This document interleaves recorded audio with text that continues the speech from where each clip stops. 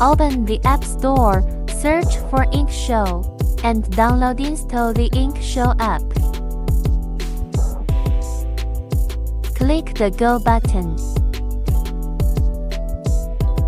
Turn on the NFC function on your phone. To ensure that NFC is in active mode, open the YATUO app. Select the first option on the left, which is Pictures. Select the Photo Album option. At the bottom, choose the picture you want to display for rear projection. Adjust the position of the picture. Click on Mirrorcast.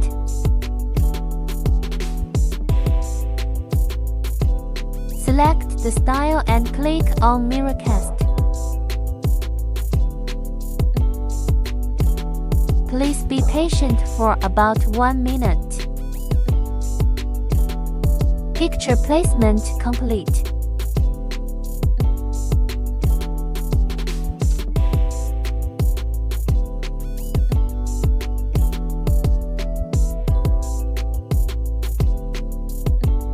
You can also take a photo directly and then project it onto the phone case.